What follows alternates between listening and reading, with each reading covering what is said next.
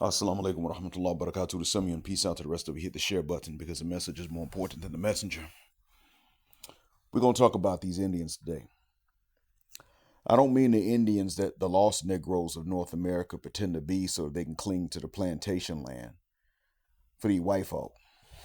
I mean the Indians that pretend they have no black blood at all because they're ashamed to be anything darker than a white paper bag and got all the riz knocked out of them by the Portuguese and the Dutch and the British on top of the raw onions and garlic that's in their food. I mean, it's hard to have any kind of charm to you after going through what they went through.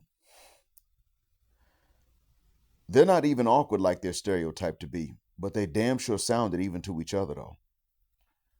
And right now, the Indians in Canada are about to be kicked out of there because the white Canadians are just getting tired of them not only being there in such large numbers, but with the cultural changes they're beginning to see in certain parts of Canada.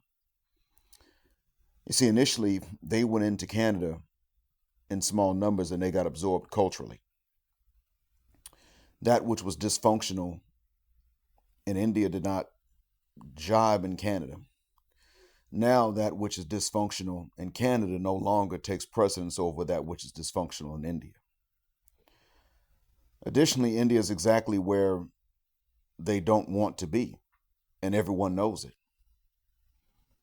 To make things worse, Southern Indians have different cultures, and Sri Lankans are not nearly as rude, and the Bangladeshi people are very sweet-natured, but all of them are about to be blamed and lumped together when they don't even deserve it, because you can't look at them and tell the difference. And I know you want to know what this has to do with our race, and especially with the Black Manosphere. So I'm going to start by saying that the connection is the one we already know. That Indians as a community don't deserve our solidarity. And they're going to get into a position in which that will be very helpful for them. But they don't deserve it, and they know it. And I am talking about mainly the Northern Indians when I say this.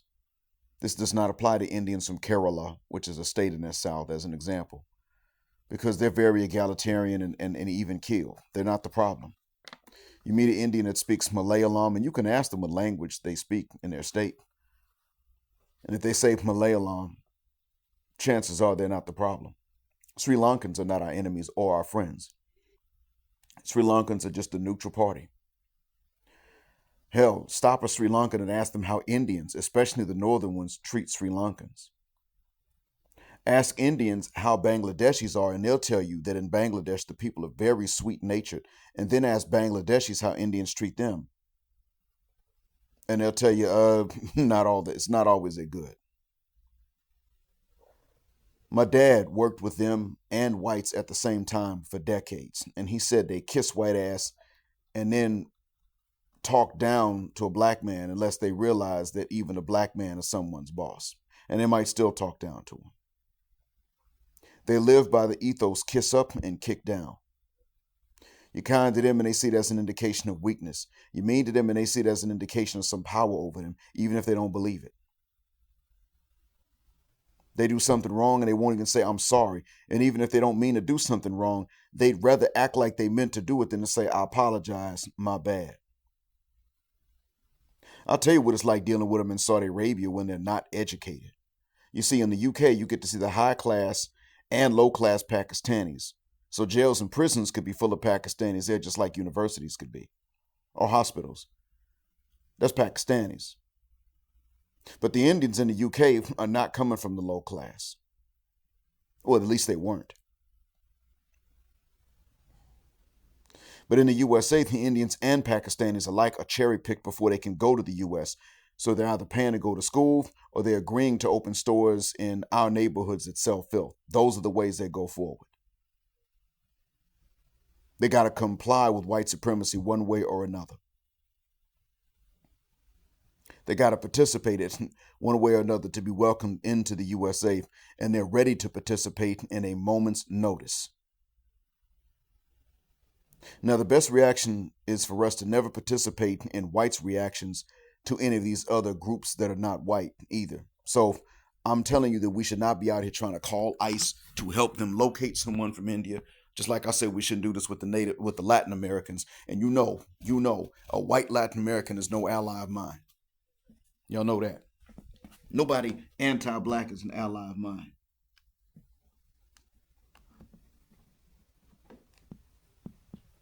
But nonetheless, I'm never going to forget who the actual enemy is. That's not happening. I know who the enemy is. Massa is the enemy. Massa is not going to play fair. Massa would not be caught dead playing fair with us. And so consequently, I don't want to sit up here and tell you all to go and help Massa out because you mad at somebody else. Because remember, if you're upset with someone else, or if you just feel disappointed in somebody else's humanity, remember that when they sold us out, remember to whom they sold us out. Whose approval were they seeking when they sold us out? Who were they obeying when they did it?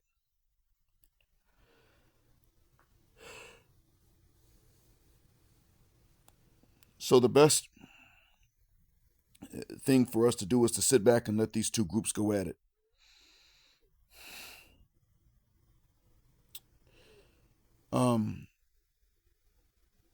Remember this, that neither of those two communities deserve our solidarity or our help. Now, if you know someone's from Kerala in the south, or from Bangladesh, not India, or from Sri Lanka, and that person wasn't against us getting ours too, then I leave it to you whether or not you'd help them by hiring their lawyer or contributing to their defense fund or anything at all. But as for the majority of them, though, especially your northern Indians from the so-called high caste, don't offer a damn thing without verifying through some trustworthy channels you know that they were pro-black and didn't look up to anything white except stars overhead at night. Because if you can't verify this, then the default is that they were like Gandhi when he lived in South Africa, not concerned at all with justice or equal treatment under the law and in work, but concerned with just status and not being treated as badly as anyone darker than themselves. Now, Gandhi might have changed later in his life, and I think he did. But if you ask the Ghanaian people who had a statue of him at the university in Accra, then know that reform, though correct, was too little, too late. And this is what we're beginning to tell other groups: too little, too late. It's too late to come along and say, I get it, I see it now. Why didn't you believe it when we told you? After all, when the Indian comes along and tries to tell you, well, you've been here for 400 years, why haven't you moved up? You say to them, well, y'all been in India for longer than that, and you can't fix it. And why is that? Because you know goddamn well that if any of you make the right moves to fix that nation, they will kill whoever led that effort. Because that's what the work they do, and that's how they do it. And you're just one of the exceptions they let leave and go to America. You tell them that. And you ask them, why is it that if you give an Indian a visa to go to Kenya, they'll take it? To Trinidad, they'll take it.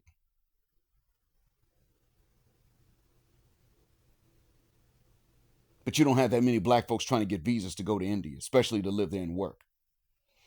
Very few.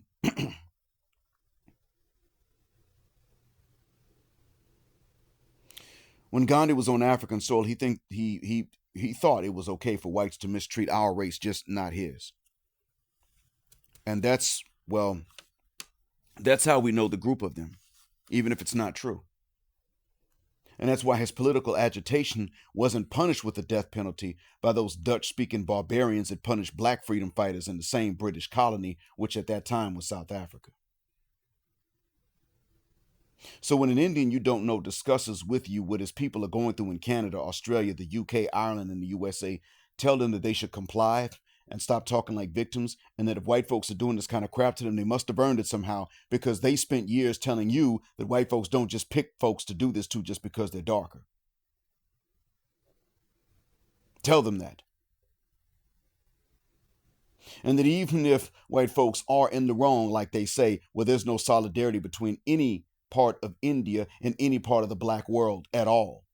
And that's largely because they've overshadowed the South, where that would at least be neutral to us.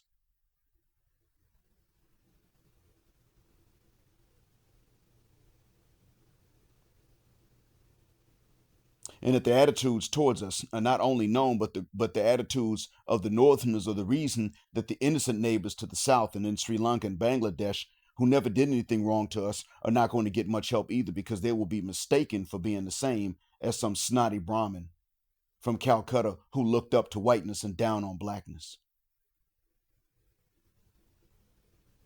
Tell them that they're seeing nothing other than the natural conclusion of the white supremacist caste system that they have had since before they even met real white folks. White smacking them around the way they smacked around whoever was darker than themselves. It's exactly the same thing. They thought it was okay. Whites are richer and whiter than they are, so of course whites would smack them around according to their own religious beliefs, and I'm talking about the Hindus. All of them are not Hindus.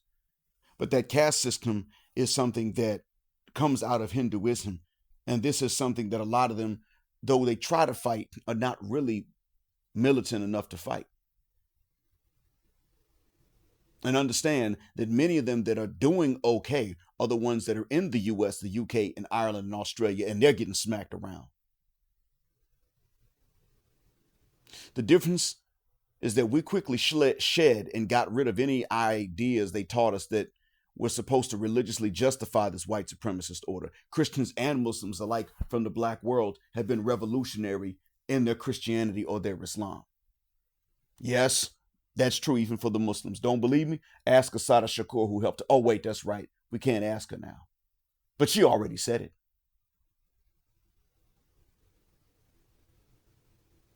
But anything that was taught to us to religiously justify that order, we, for the most part, gave some sort of resistance. Whereas they preceded whites in religiously believing in white supremacy. So tell them that they get to hold their own nuts this time, and that they shouldn't have thrown stones at us while white folks were aiming their own bricks at every glass window in their own homes. Reminding that racism is old and dead, and that Martin Luther King Jr. ended racism by marching, singing, humming, and making a speech about the dream that he had. And that one day in the sweet by and by, the Indians won't be lynched and beaten up and targeted anymore. And that if they really believe in reincarnation, they should just renew their efforts to come back reincarnated as a white guy. And maybe they'll be the ones dishing it out, not taking it anymore.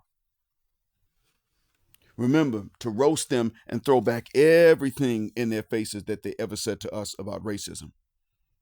Ask them if they've been in the West for so long, and why are they being so resented all of a sudden. The answer's known to me, but don't tell this to them. The reason is because back in India, they aren't the model minority. In India, the women are harassed. Men are divorced, violated in the courts. In India, the people wanted to leave there in such large numbers. Now, even today, they still do. And in India, they discriminate against each other for a new reason every week. If you want to see why there's this anti-Indian sentiment, compare the first ones that you and I ever saw and knew that legally went to the U.S. and succeeded, which was still dependent upon them dissing black folks, to the ones that you now know and see, uneducated and not in the US, UK, Australia legally, but rather illegally, like Harjinder Singh in Florida, that made that U-turn across all lanes of traffic, and some people died because of that. And then didn't have the decency to even show any concern for those whose deaths he caused. Notice the difference in their behaviors. There's a class difference in them. And you're now seeing the class that even the first migrants wanted to leave behind, and for good reason too. You're now seeing who will harass women, sell out their men, drive like they own the road, kiss up and kick down, make U-turns to kill other drivers, and then not even seem to care that they did wrong in the process and never utter an apology. In Saudi, I told you of a time that a restaurant manager, a Saudi man, called my shiny ass over to test which of his employees really knew English well enough.